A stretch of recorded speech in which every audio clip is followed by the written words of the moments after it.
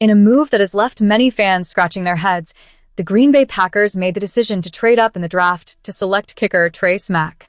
And while it's still too early to determine what Smack will become in the NFL, the implications of this decision are already stirring up significant debate. Where are you watching from today? Leave your thoughts in the comments. Drafting a kicker has long been a controversial topic, and the Packers' choice to use valuable draft capital to secure Smack raises serious questions about their strategy. Recent NFL trends and analytics suggest that investing in a kicker through the draft is not only risky, but potentially misguided. The harsh reality is that the league has a dismal track record when it comes to scouting kickers. In fact, the odds of finding a reliable kicker in the draft are statistically no better than signing an undrafted free agent or plucking a player from a minor league like the UFL. It's worth noting that Green Bay didn't just draft Smack. They traded up, sacrificing 2 seventh-round picks to move back into the 6th round. That's a hefty price to pay for a position that's notoriously unpredictable. Early results from off-season activities have not been encouraging.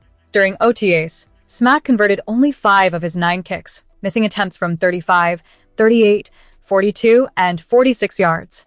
To further exacerbate concerns, he missed a critical 35-yarder during mandatory Minicamp's 2-minute drill, an area where NFL kickers are expected to thrive. Now, let's be clear. These early struggles do not definitively spell doom for Smack's career. Analyzing the process of drafting a kicker goes beyond a single set of performances.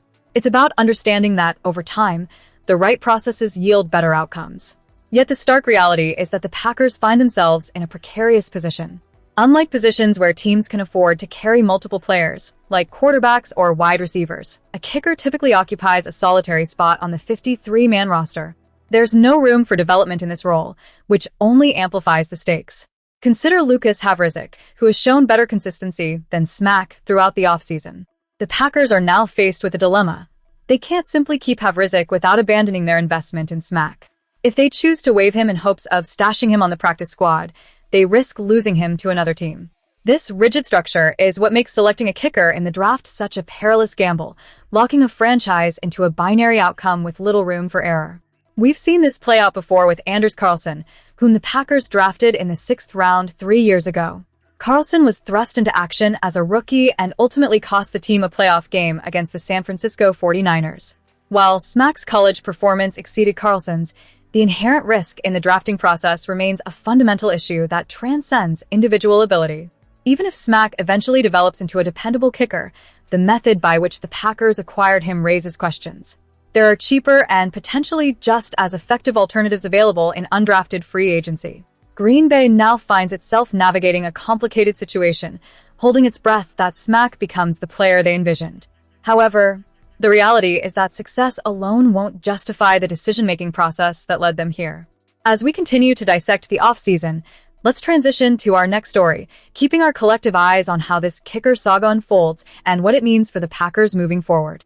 Before the Green Bay Packers even stepped onto the field for minicamp, coach Matt LaFleur boldly claimed that the offense was ahead of the defense. But by the end of minicamp, the defense had made a resounding statement, flipping that narrative on its head. Edgerrin Cooper, a third-year linebacker, emerged as a standout, leading the charge for first-year defensive coordinator Jonathan Gannon. With training camp right around the corner on July 29th, it's clear that this defense is gearing up to make a significant impact. Cooper shared his enthusiasm after practice, stating, "I like how our defense is playing together. We've got some great guys, ready to attack the ball, playing hard, motor, running to the ball. That's how teams win." This is more than just lip service. It's a testament to the camaraderie and determination burgeoning within the squad as they prepare for the season ahead. As minicamp wrapped up, Coach LaFleur sent home all but the rookies, who will remain for the final week of OTAs. Veterans will check into virtual meetings next week, marking the official conclusion of the off-season program. LaFleur emphasized the importance of making the most of the 47 days leading up to training camp, highlighting that the work they put in during this time will reveal itself when they hit the field again. It's about pushing it in every aspect, mentally, physically, psychologically. Every aspect is going to impact their game, LaFleur said. While he plans to unplug a little bit, rest assured, Coach LaFleur won't be far removed from his players' progress. "If you expect our players to stay into it, then we got to do the same as coaches," he stated, underscoring the relentless commitment that permeates through the organization. The minicamp concluded with a series of 2-minute drills that showcased both the offense and the defense. Jordan Love guided the starters into position for a 35-yard field goal, which rookie kicker Trey Smack unfortunately missed to the left. LaFleur gave Smack a second chance from 50 yards, and this time, he drilled it straight down the middle. However, let's not sugarcoat things. If Smack struggles with shorter, more manageable kicks now, how can we trust him when the game is on the line in a critical moment? Smack will have a good 7 weeks to ponder that reality. Meanwhile, he took the opportunity to work on his kicking with teammates after practice, an indication of his dedication to improving. The defense continued to shine on the field. On just the third play of the day, running back Chris Brooks found himself face-to-face with Cooper, who was relentless in his pursuit. Quarterback Jordan Love faced pressure from nose tackle Nazir Stackhouse on the next play, resulting in an incomplete pass. It was a tough day for the number 2 offense, which struggled to find its rhythm. Tyrod Taylor's first play ended with him having to throw the ball away, and it didn't get any better from there as center John Williams had another bad snap.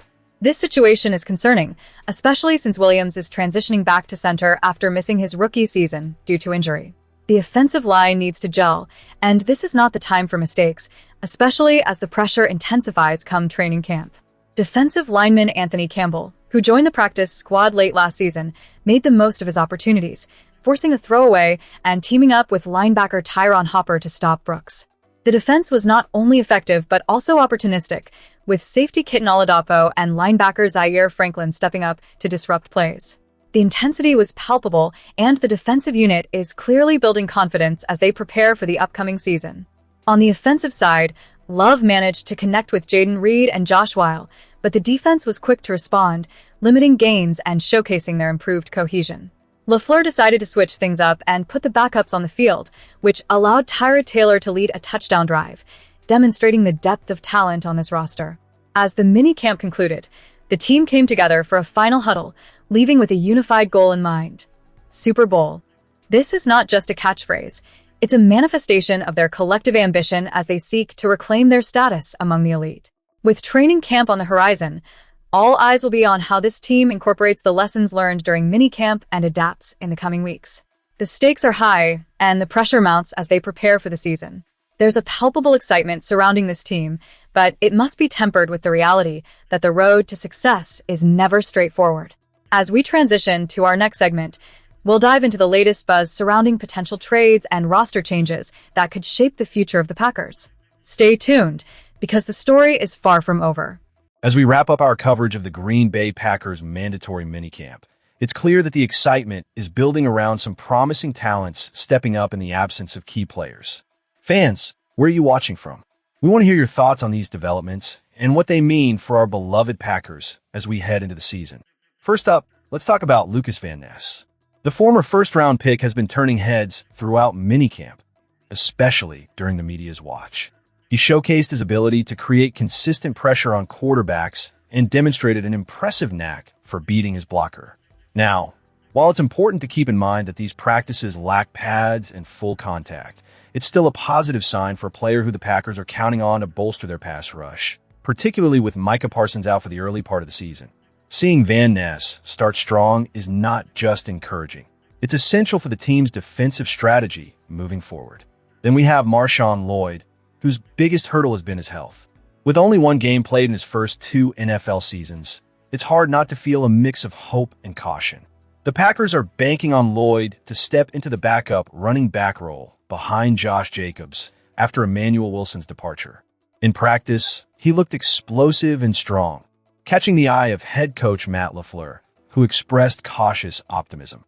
LaFleur highlighted the importance of managing Lloyd's intensity during practices, noting that learning when to throttle down could be key for his longevity. If Lloyd can stay healthy and refine his approach, he could be a significant asset to our backfield. Speaking of promising youngsters, let's shift our focus to Jager Burton, a 5th-round pick who received an opportunity to run with the starters in the absence of Aaron Banks. Burton didn't just hold his own. He proved his worth, showcasing the versatility that the coaching staff values. LaFleur's comments suggest that Burton will be in the mix for playing time as training camp approaches, and he could emerge as a critical interior offensive lineman this season. In light of injuries, Josh took full advantage of the extra reps he received and made a solid impression during minicamp. With Tucker Kraft still in rehab and Luke Musgrave leaving practice with a setback, while his performance couldn't have come at a better time.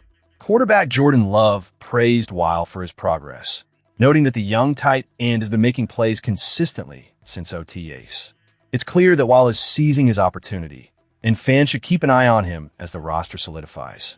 We can't overlook Brenton Cox, who is back and healthy, vying for a rotational role among the edge rushers. Working primarily with the second team and occasionally stepping up with the first team, Cox has shown he can apply pressure when he's on the field. With Parsons sidelined for the first month, Cox's opportunity to solidify his role in the rotation is now. His health is paramount, and if he can maintain it, he could play a pivotal role in the pass rush.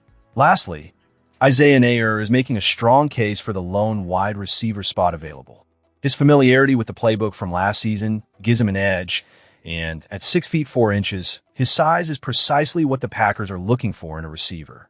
Neyor's ability to make plays at minicamp indicates that he's ready to compete, and with training camp on the horizon, he has the momentum to carry forward. As we conclude this recap of the minicamp, it's evident that a blend of youth and potential is brewing within the Packers roster. The upcoming training camp will be crucial in determining how these players translate their minicamp performances into regular season success. Fans, what are your takeaways from the minicamp? Who are you most excited to see in the upcoming season? Make sure to comment below with your thoughts, and don't forget to subscribe for more in-depth coverage of the Green Bay Packers. The season is just around the corner, and the anticipation is palpable.